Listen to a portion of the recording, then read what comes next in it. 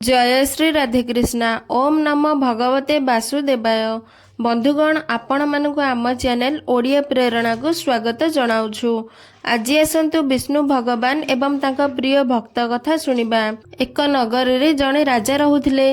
सेही राजांकर 7टी झियो थिले। सेही राज्य रे प्रजा माने बहुत खुशी रे जीवन यापन करुथिले। दिने राजांक मन को एक विचार आसिला। राजा निजर 7 झील को पाखक डाकिले एवं पचारिले, हे पुत्री माने मते यह कुह जे तुमे माने काहार खाद्य खाउछ। राजांक बड़ 6 झील कहिले, हे पिताश्री, आमे सबु तुमे देउथिबा खाद्य खाउछु एवं तुमे देउथिबा वस्त्र पिंधुछु। यह सुनी राजा अत्यंत खुशी हेले। किंतु राजांक सान झील भगवान विष्णुंकर परम भक्त थिला। से राजांको कहिला, पिताश्री, मु तो भगवान विष्णु देउथिबा खाद्य खाउची एवं भगवान विष्णुंक कृपारु ए संसार रे अछि। यह सुनी राजा अत्यंत क्रोधित होई गले। कहिले, समस्तंको मु खाद्य खुआउची किंतु ए कहूची मु भगवानंकर खाउची। राजा निजर 6 झियंकर विवाह राजघर मानकर कराइले, किंतु निजर 7म झियर विवाह एक गरीब रोगिणा काठुरिया सह कराई देले, जी कि जंगलरू प्रतिदिन काठ आनी आणुथिला। काठुरियार रोग पाई से गोटे पाद मध्य आगकू चली पारु नथिला। एहीपरि दयनीय स्थिति सेही काठुरियार होई जाइथिला। राजा निजर सान झियो को कहिले, तू तो कहूथुलु जे भगवान विष्णु देउथिबा खाद्य खाउछी, एबे तू भगवान विष्णु देउथिबा खाद्य खाई रह। सान झियो भगवान विष्णुंग परम भक्त थिला। से एहाको भगवान विष्णुंगर इच्छा भावी खुशी खुशी रे सेही गरीब काठुरिया सह रहिबाको लागिला।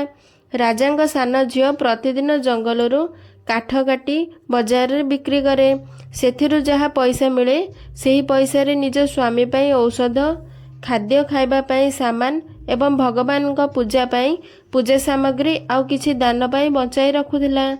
सान झियो सेही जंगल रे रहिबा पाई एक कुड़िया बनाई देइथिला। सेही झाटीमाटी कुड़िया रे से दुहे रहुथिले।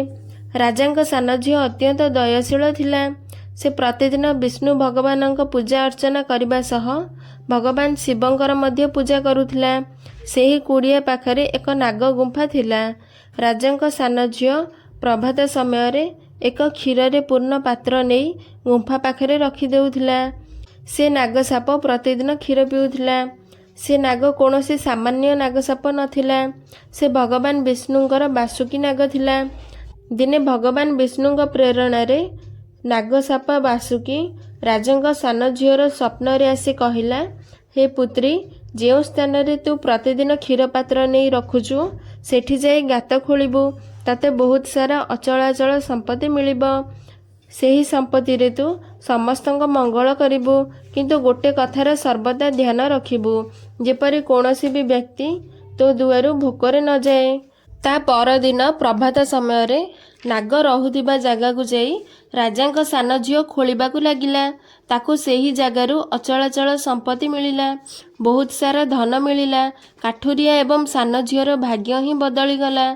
सान झियो सेही धनरू एक महल बनाइला एवं सेठी से एक नगर ही बसाई देला। से प्रतिदिन भोकिलांकू भोजन कराउथिला। भगवान विष्णुंक आशीर्वादरू काठुरियार रोग मध्य भल होइगला। दिने राजांक सान झियो समस्तंकू भोजन कराउथिला। सेतेबेले से देखिला धाड़ीर सर्वाशेष रे तार पिता तथा राजा एवं राजांक 6 झियो छिड़ा होइछंती। से समस्त को चिन्हि पारिला। से तत्क्षणात राजांक पाखकू जाई पचारिबाकू लागिला, पिताश्री, तुमर एपरी अवस्था किपरि हेला? राजा कहिले, पुत्री, मु मोर समग्र राज्य को युद्ध रे पड़ोसी राजांक द्वारा हराई बसिली। तोर 6 भौणीर स्वामी माने धक्का मारी राज्यरू बाहर करिदेले। एबे आम समस्तंक एहिपरि दशा होइगला। एबे आमको भिक्षा मागिबाकू पड़ुछि। सेथिपाई आमे तो दुआरे खाद्य पाई धाड़ी रे छिड़ा होइछु। यापरे राजांक सान झियो कहिला, देखिले पिताश्री, संसारर पालनकर्ता भगवान विष्णुंक कृपारु ही भगवान देउथिबा खाद्य आमे समस्ते खाउछे। राजा निजर भूल बुझी पारिले। से निजर भूल पाई भगवान विष्णुंक आगरे क्षमा प्रार्थना कले। ଏବଂ ସେହି ଦିନଠାରୁ ଭଗବାନ ବିଷ୍ଣୁଙ୍କର ନିୟମିତ ଭାବେ ପୂଜା ଆରାଧନା କରିବାକୁ ଲାଗିଲେ। ଭଗବାନ ବିଷ୍ଣୁଙ୍କ କୃପାରୁ ରାଜା ତାଙ୍କ ରାଜ୍ୟ ପୁନଃ ଫେରି ପାଇଲେ।